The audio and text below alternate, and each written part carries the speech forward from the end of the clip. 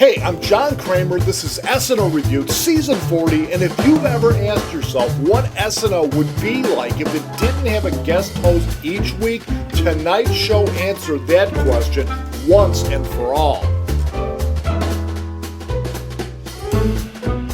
Now, Bill Hader hosted tonight, and while he's not the first ex-cast member to return to the SNL stage as host, I'd argue that he did it about as seamlessly as it's ever been done, fitting in like he's never been gone, and helping to support the young cast in what Lorne Michael has called its rebuilding period, and then bringing Kristen Wiig along didn't hurt either. Now, for the third show in a row, the cold opener was just weak. There was nothing there people will be talking about on Monday, and it took some amusing jabs at the mystery surrounding the health of Kim Jong-Un, but since I'm guessing that the vast majority of the audience probably hasn't heard anything about the North Korean leader lately, it might have played better if the sketch had followed Weekend Update, where they actually took some time to explain what's been going on lately in North Korea.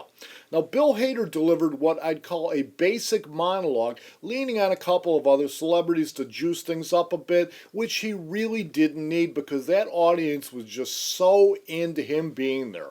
Now, if you like his ancient newsman character, Herb Welch, you were probably delighted to see Hader return tonight in that mode. But for me, it just felt like I was watching an SNL rerun, and there just wasn't much new there. And as is often the case, the show finally took off for me when they went to the first short film of the night, Group Hopper, which was a spot-on parody of about a dozen different science fiction films in the Hunger Game mode. And then Bill Hader finally got the chance to be silly and funny. Now, Hollywood Game Night was another spot-on parody which gave the cast the chance to do some really good impersonations, but I really thought Cecily Strong nailed her Sophia Vergara character.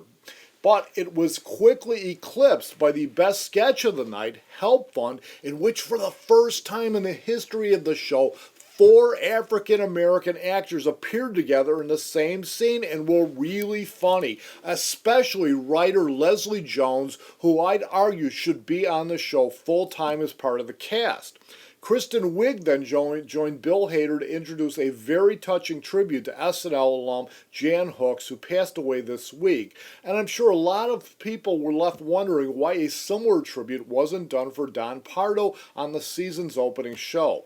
Weekend Update continued to improve, mostly meaning that Michael Che is loosening up a little bit more, but not enough to have some fun when Peter Davidson did a bit about rappers, which was just a natural thing for them to have fun with. While Colin Jost, on the other hand, remained as stiff as a board, even when Bill Hader made a hilarious return as Stefon and referred to the duo as Mitt and Barack. Now, I quite liked the return of Hader's puppet character, which was edgy, smart, and funny, but I was not at all impressed with the film they did about public access TV in Southern California, which was sort of a bad update of Wayne's World. Surprisingly, they delivered an unexpectedly funny parody of The Cat in the Hat at the bottom of the show, going out on a strong note, especially with Bill Hader's last line, "Oh, the places she let me go." And while I wouldn't call it a great show, it was a pretty typical one for SNL, and at least they kept Keenan Thompson out of most of it.